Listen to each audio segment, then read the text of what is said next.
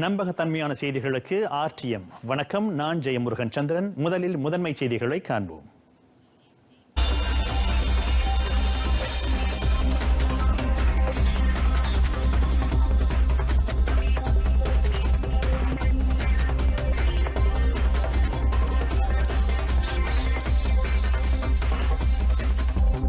நாட்டின் கல்வி முறை மறு ஆய்வு செய்யப்படும்.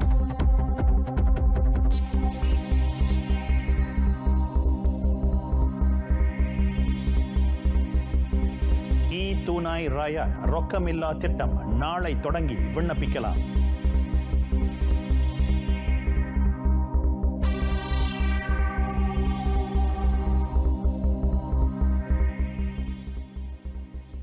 மலேசிய செம்பனை எண்ணெயை வாங்க தடை விதித்திருக்கும் இந்தியாவின் செயல் வருத்தம் அளிப்பதாக பிரதமர் டாக்டர் மகாதிர் முகமது தெரிவித்தார்.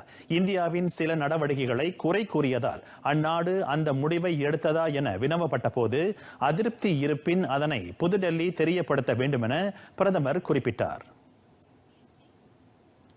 Well, we are concerned, of course, because we sell a lot of palm oil to India. But on the other hand, we need to be frank and see when something goes wrong, then we will have to say it. If we allow things to go wrong and think only about the money involved, then I think a lot of wrong things will be done. செம்பனை எண்ணெயை இறக்குமதி செய்யும் தரப்புகள் மலேசியாவிடமிருந்து அந்த மூலப்பொருளை வாங்குவதை நிறுத்திக் கொள்ளும்படி அந்நாட்டு அரசாங்கம் கேட்டுக்கொண்டதாக அண்மையில் செய்தி வெளியானது. எனினும் முதன்மை தொழிலில் அமைச்சர் தெரேசா கோக் நேற்று அந்த தகவலில் உண்மையில்லை என குறிப்பிட்டிருந்தார். நாட்டின் கல்வி முறையை மறுசீரமைக்க ஏதுவாக ஆய்வு மேற்கொள்ளப்படும். பல்வேறு தரப்பினரிடமிருந்து பெறப்பட்ட கருத்துகள் அடிப்படையில் நாட்டின் கல்வி முறையை மேம்படுத்த தாம் சில திட்டங்களை கொண்டிருப்பதாக பிரதமர் டாக்டர் மகாதிர் முகமது தெரிவித்தார். தற்சமயம் நாட்டின் கல்வி முறை குறித்த முழுமையான தகவல்களை கல்வி அமைச்சின் வாயிலாக தாம் பெற்று வருவதாகவும் பிரதமர் சொன்னார். Kita dapati banyak perkara-perkara yang perlu kita kaji semula sama ada yang baik ataupun tidak. Kita dapati orang ramai biasanya membuat teguran-teguran dan kita akan ambil kira teguran mereka sama ada kita perlu buat perubahan ataupun tidak. நாட்டின் கல்வி முறையை மேம்படுத்த தமக்கு கொஞ்சம் கால அவகாசம் தேவைப்படுவதாக doctor Mahathir Mohamad தெரிவித்தார். கல்வித்துறையில் இலக்கை அடைய அது மிகவும் அவசியம் எனவும் அவர் குறிப்பிட்டார். இதனிடையே இன்ஃப்ளூயன்சா ஏ வைரஸ் தொற்றை தொற்றுநோய் பட்டியலில் இணைக்க வேண்டும் எனவும் அந்த வைரஸ் தொற்றால் பாதிக்கப்பட்டவர்கள் தனிமைப்படுத்தப்பட்டால் அவர்களுக்கு சிறப்பு விடுமுறை வழங்கப்பட வேண்டும் என NUTP தேசிய ஆசிரியர் சேவை கழகம் முன்வைத்துள்ள பரிந்துரை தொடர்பில் ஆராயப்படும் என பிரதமர் சொன்னார். தலைநகரில் பேங்க் ராயட் வங்கியின் தேசிய உயர்நெறி ஆய்வரங்கை தொடக்கி வைத்த பின்னர் டாக்டர் மகாதிர் முகமது செய்தியாளர்களிடம் பேசினார்.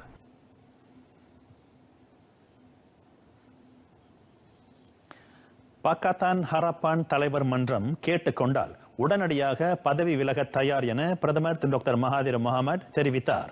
4 கட்சிகள் இடம்பெற்றிருக்கும் பாக்கத்தான் ஹரப்பான் தலைவர் மன்றம் அது தொடர்பான முடிவை எடுக்கும் என அவர் சொன்னார். I think this will be decided by all the 4 parties together, whether they want me to go or not to go. As far as I'm concerned, if they want me to go now, I'll go now.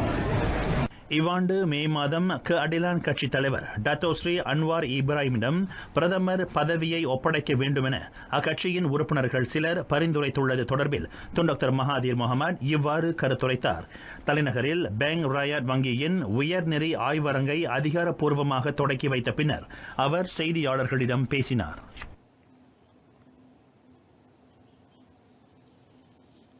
நாளை தொடங்கி 18 வயதிற்கு மேற்பட்டவர்கள் துணை ராயாட் ரொக்கமில்லா திட்டத்தின் கீழ் அரசாங்கத்தின் 30 ringgit ஊக்குவிப்பு தொகைக்கு விண்ணப்பிக்கலாம்.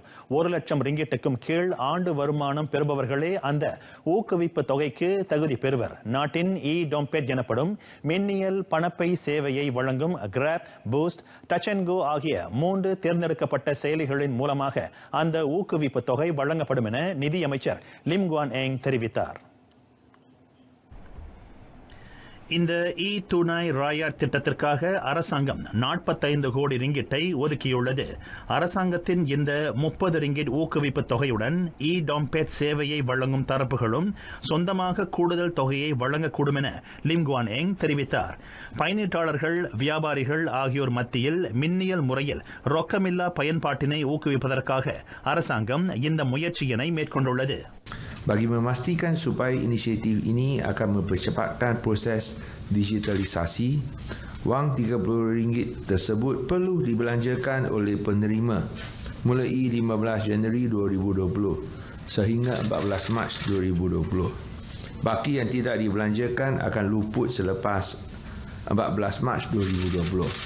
மார்ச் 9ஆம் தேதிக்கு முன்பாக இந்த 30 ரிங்கிட் ஊக்குவிப்பு தொகைக்கு தகுதி பெற்ற மலேசியர்கள் விண்ணப்பிக்கலாம். அடையாள எண்ணை உறுதிப்படுத்த தேசிய பதிவுத்துறை, ஆண்டு வருமானத்தை உறுதி செய்ய உள்நாட்டு வருமான வரி வாரியம் ஆகியவற்றின் தரவுகள் பயன்படுத்தப்படும். மலேசிய உணவு வங்கி திட்டத்திற்கான சேகரிப்பு விநியோக மையமாக ஸ்லாங்கூர் காஜாங்கில் உள்ள புக்கிட் ஆங்காட் பகுதி மேம்படுத்தப்படும். அடுத்த மாத வாக்கில் அம்மையம் செயல்பட தொடங்கும் என உள்நாட்டு வாணிப பயனீட்டாளர் விவகார அமைச்சர் டத்தோ ஸ்ரீ சைஃபுடின் நசுத்தியான் இஸ்மாயில் தெரிவித்தார். உணவை விநியோகிக்க பயன்படுத்தப்படும் ட்ரக் உட்பட இதர தளவாடங்களின் எண்ணிக்கை அதிகரித்துக் கொண்டே வருகின்றது. எனவே அதற்கான தேவைகளை பூர்த்தி செய்யவும் விநியோக நடவடிக்கையை எளிதாக்கவும் அப்புதிய மையம் உதவும் என அமைச்சர் சொன்னார். When we have our DC, kita akan lebih tersusun dari segi persiapan kita.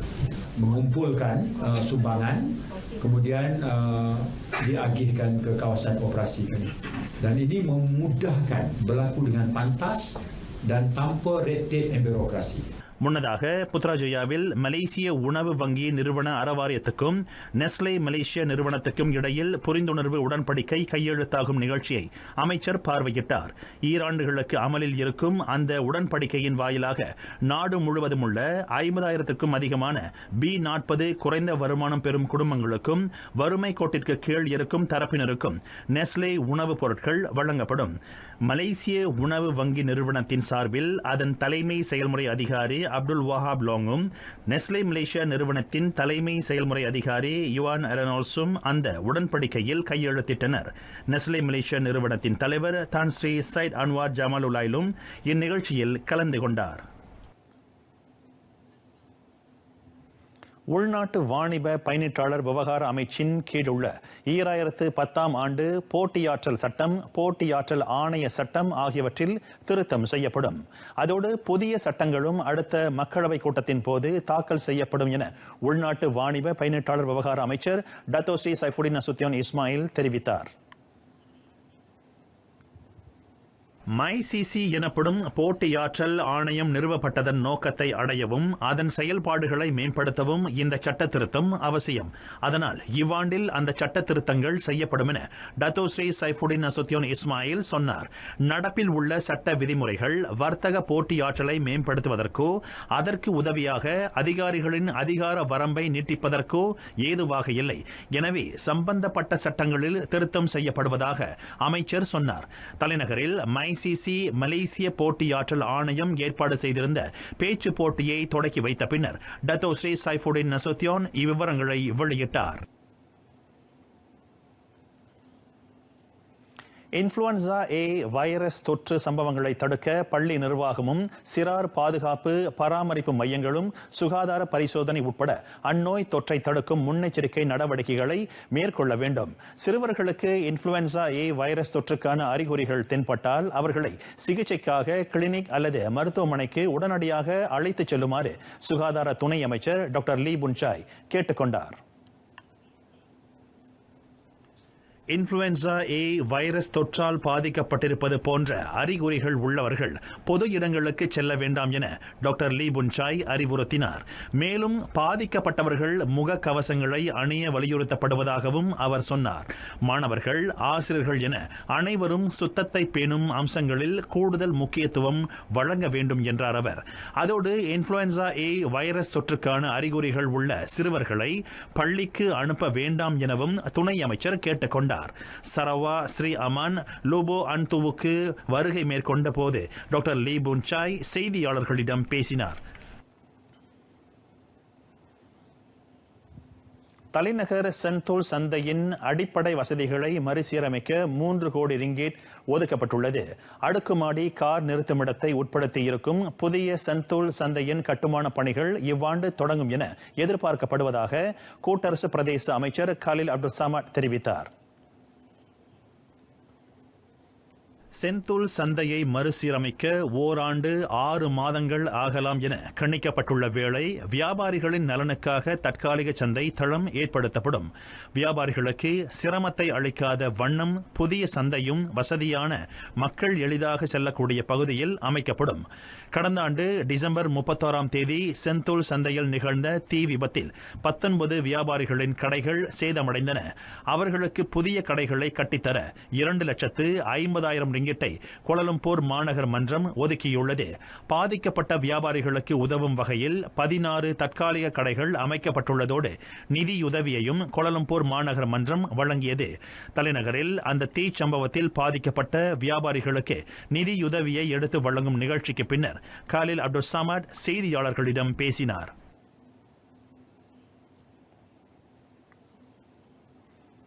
சீன பெருநாளை முன்னிட்டு இம்மாதம் 18ஆம் தேதி தொடங்கி அடுத்த மாதம் 2ஆம் தேதி வரை 16வது ஆப்சலாமாட் சாலை பாதுகாப்பு நடவடிக்கை மேற்கொள்ளப்படும்.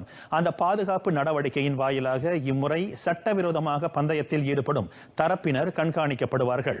சட்டவிரோத பந்தயம் அதிகம் ஏற்பாடு செய்யப்படும் சில பகுதிகளை போக்குவரத்து விசாரணை அமலாக்கத்துறை அடையாளம் கண்டுள்ளது. சாலை விதிமுறைகளை மீறும் தரப்பினருக்கு எதிராக கடும் நடவடிக்கை எடுக்கப்படும் என தேசிய போலீஸ் படை துணைத் தலைவர் டத்தோ மஸ்ரன் மன்சூர் தெரிவித்தார். ஸ்லாங்கூர் சுபாங்கில் 16வது ஆப்ஸ்லாமாட் சோதனை நடவடிக்கையை அதிகாரப்பூர்வமாக தொடக்கி வைத்த பின்னர் அவர் செய்தியாளர்களிடம் பேசினார். இதனிடையே இம்மாதம் 18ஆம் தேதி தொடங்கி 22ஆம் தேதி வரை MyEG relax.com அகப்பக்கங்களின் வாயிலாக அரச மலேசிய போலீஸ் படையின் போக்குவரத்து குற்றங்களுக்கான அபராதங்களை செலுத்துபவர் 50 விழுக்காடு கழிவு வழங்கப்படும். எனினும் 6 முதன்மை சாலை குற்றங்கள் தொடர்பில் வெளியிடப்பட்ட அபராதங்களுக்கு அந்த சிறப்பு கழிவு வழங்கப்படாது.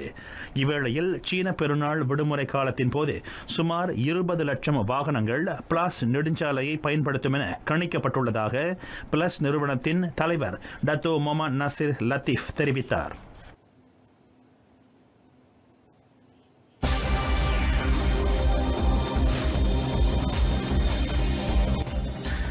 இறுதிக்கட்ட பொங்கல் முன்னேற்பாட்டு நடவடிக்கைகள் களை கட்டியுள்ளது தலைநகர் பிரிக்ஃபீல்ட்ஸ் லிட்டில் இந்தியா. விவரம் இடைவேளைக்கு பின்னர்.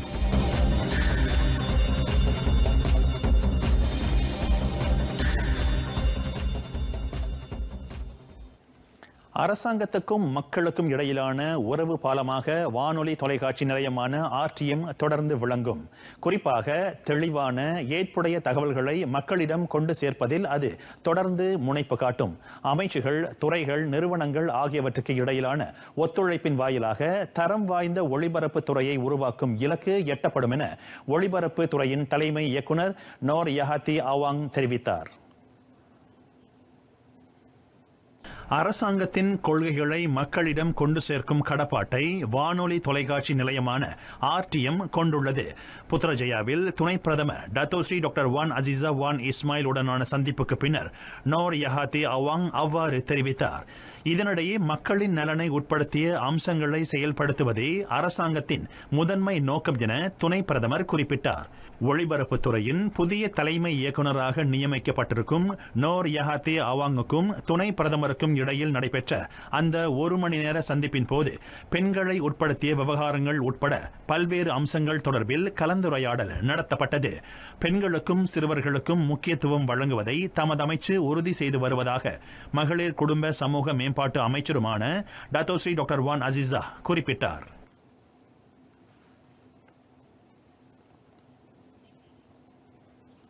புதுப்பானை, பால், புத்தரிசி, சர்க்கரை இல்லாத பொங்கல் கொண்டாட்டமா, வண்ண வண்ண பொங்கல் பானைகள், கோலம், நீண்ட கரும்புகள், தோரணம் என தலைநகர் லிட்டில் இந்தியா பிரிக்ஃபீல்ட்ஸ் களை கட்டியிருக்கின்றது. வேலை நாள் என்றாலும் பிரிக்ஃபீல்ட்ஸில் பொங்கலுக்கு தேவையான பொருள்களை வாங்க பிற்பகல் முதலே மக்கள் கூட்டம் அதிகரிக்க தொடங்கியது. இறுதி கட்டத்தை எட்டியிருக்கும் பொங்கல் ஏற்பாடுகள், விற்பனை குறித்த நிலவரத்துடன் நமது செய்தியாளர் இந்திரா ராஜகோபால்.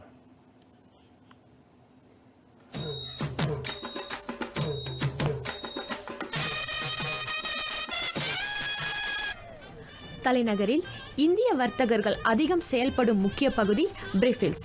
பொங்கலுக்கு தேவையான பொருட்களை வாங்க கடைசி நேரத்தில் ஏராளமானோர் திரண்டனர்.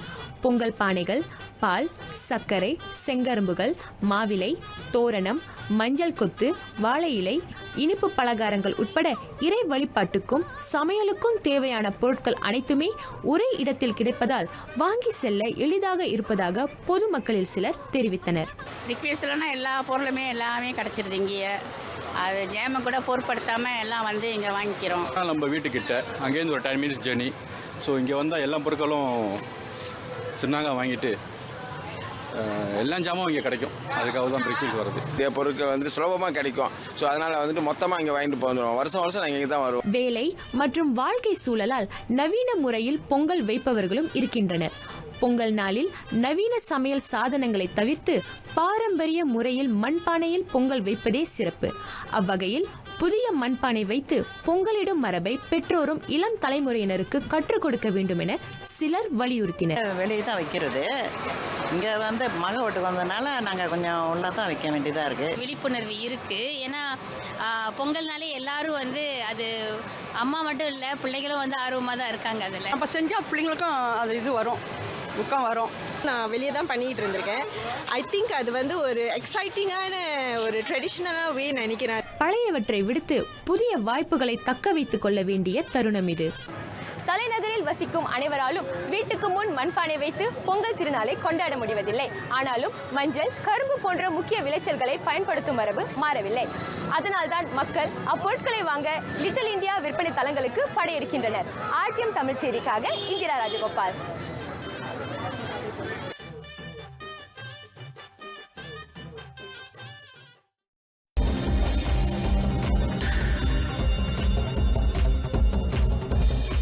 உலகின் முதல் நிலை பூப்பந்து வீரர் கென்டோ மொமோதா நாளை மருத்துவமனையிலிருந்து வெளியேற அனுமதிக்கப்படுவார் என எதிர்பார்க்கப்படுகின்றது. எனினும் அதற்கு முன் அவருடன் இதர மூவரின் உடல் நலம் குறித்து முழுமையாக ஆராயப்படும் என துணை பிரதமர் Datuk Seri doctor Wan Azizah Wan Ismail தெரிவித்தார். குறிப்பாக மருத்துவமனையில் இருந்து வெளியேறியவுடன் அவர் வெகு நேரம் பயணம் மேற்கொள்ள வேண்டியுள்ளதும் கவனத்தில் கொள்ளப்படும் என துணை பிரதமர் சொன்னார். கென்டோ மொமோதாவின் உடல்நிலை சீராக உள்ளது. அவர் முழுமையாக குணமடைய சிறிது கால அவகாசம் தேவைப்படுகின்றது. புத்ராஜயா மருத்துவமனையில் கென்டோ மொமோதாவுடன் இதர மூவரையும் Datuk Seri doctor Wan Azizah Wan Ismail இன்று நேரில் சென்று கண்டார். அதன் பின்னர் செய்தியாளர்களை சந்தித்த அவர் இவ்விவரங்களை வெளியிட்டார். கடந்த திங்கட்கிழமை அதிகாலை மணி 4:40 வாக்கில் கோலலம்பூர் அனைத்துலக விமான நிலையத்திற்கு பயணமான போது கென்டோ மொமோதா விபத்தில் சிக்கினார். அவர் பயணித்த வேனை செலுத்திய உள்நாட்டு ஆடவரான 24 வயது நாகேஸ்வராவ் சம்பவ இடத்திலேயே உயிரிழந்த வேளை கென்டோ மொமோதாவுடன் பயணித்த இதர மூவர் காயத்திற்கு இலக்காகினர்.